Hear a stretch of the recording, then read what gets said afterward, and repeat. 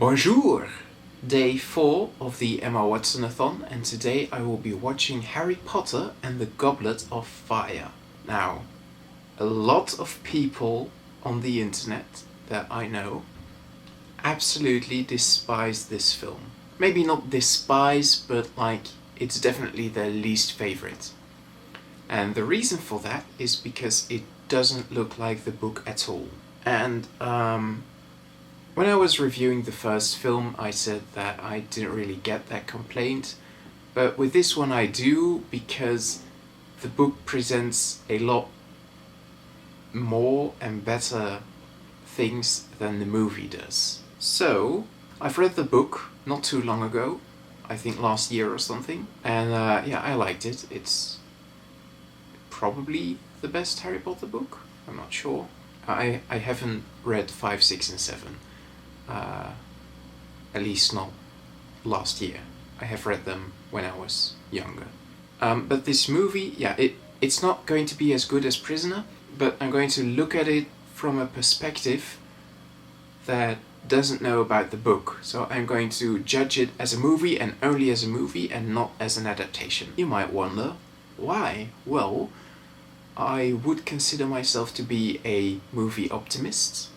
I always try to see the good parts of a movie. The scores I give out are almost always positive, and I appreciate the art of a movie just a little bit more than the art of literature, and that's just an opinion. Obviously, you can think that literature is the superior art form, or you might think that because the book is the original version, it is by definition the superior version. But I don't really agree with all of that, so I'm just going to look at this movie my way and see how it's like where you pretend you don't know what it's based on. I think it should still be a pretty good time.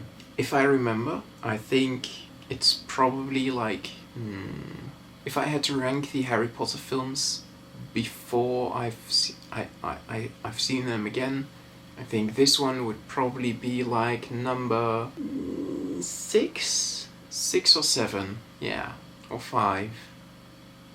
I don't know. I'll rank every Harry Potter film after I finished that part of the Emma Watson-a-thon. So I'm going to watch the movie now, and I will see you when I've done that. I'm back! Okay, I enjoyed this film for what it was. I managed to completely let go of any prior knowledge I had of the book, and I just took in the movie as a movie, not as an adaptation, and I watched it, and I enjoyed it. Harry Potter and the Goblet of Fire is about the 4th year at Hogwarts, where the Triwizard Tournament is held this year. The Triwizard Tournament is a dangerous game where one student from each competing school has to complete a couple of trials of wit, skill, and strength. But of course, things don't go as planned. Now, many people have complained that this movie leaves out way too much information from the book and that it doesn't make any sense. And I can totally see why you'd think that it leaves out too much information from the book.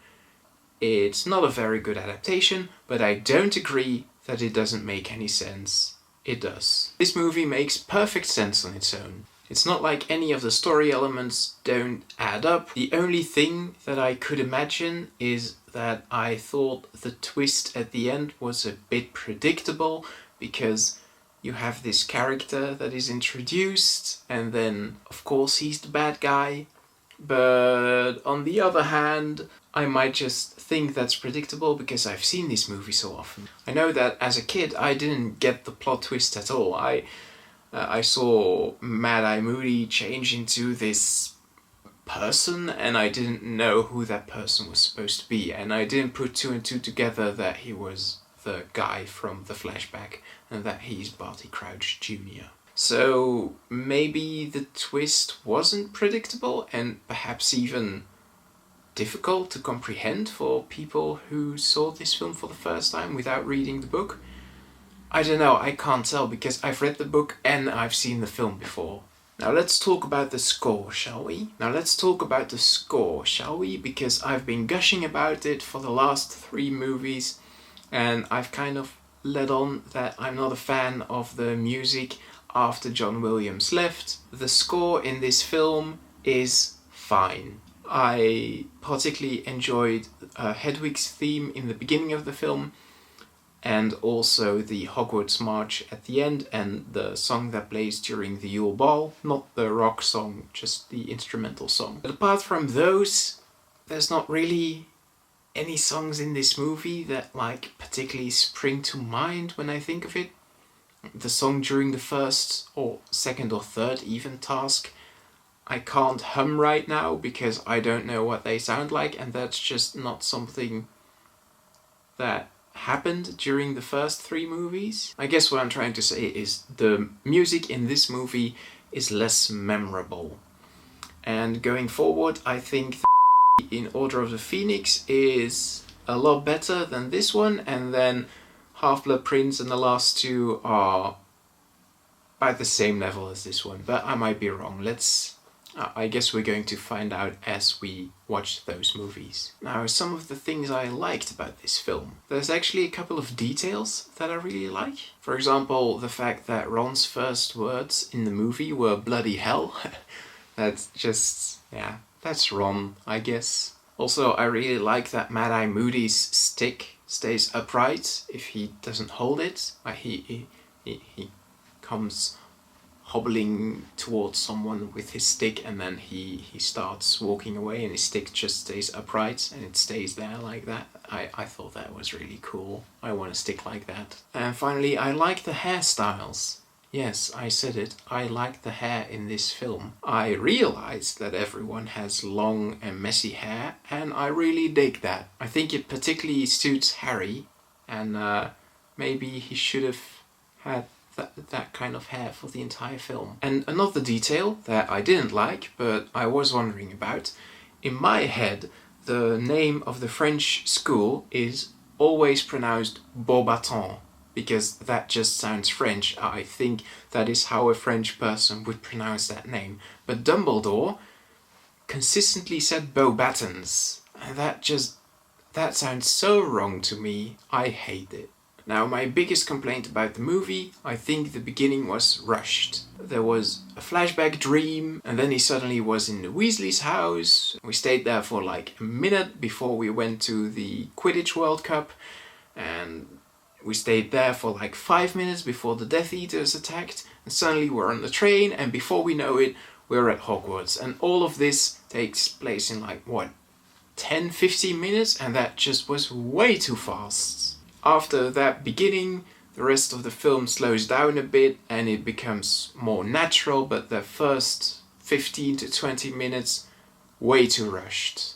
Another thing I didn't like, and that is actually also true for the book, is the fight between Ron and Harry. It's a believable fight, don't get me wrong, but I'm just not a fan of when friends fight. That bums me out. And yeah, that's just a reason why I wouldn't choose to watch this film. And that's actually also something that I don't like about the Prisoner of Azkaban book, because Hermione is so bad-tempered throughout the entire book. But overall, there's still more positive things in this film than negative. I liked all of the actors. Daniel Radcliffe is quickly becoming my favourite. He's improving a lot. Rupert Grint has always been great. But of course, the reason we're all here, Emma Watson. She played Hermione once again, and I don't think her character has grown that much between films or in this film. I think she was given a lot more to do in the book, and I said I wouldn't compare this film to the book, but I guess I couldn't help it. I would have loved to see Emma Watson handling Spoo, but unfortunately we just don't live in that reality. Still, Hermione and Emma Watson had some great moments in this film. I loved when she stormed off at the Yule Ball, but possibly my favourite Hermione moment in this film, maybe the entire series, is at the very end where she's like half crying, saying, "Everything's going to change now, isn't it?" But my favourite part about that moment is when Harry puts his hand on her shoulder and simply says, "Yes." That always makes me laugh. All in all, I think this film was still good. although definitely the weakest one so far. So I think I'm going to give it a 7 out of 10. Next episode I will be watching Harry Potter and the Order of the Phoenix, so do join me for that, and I will see you then. Goodbye.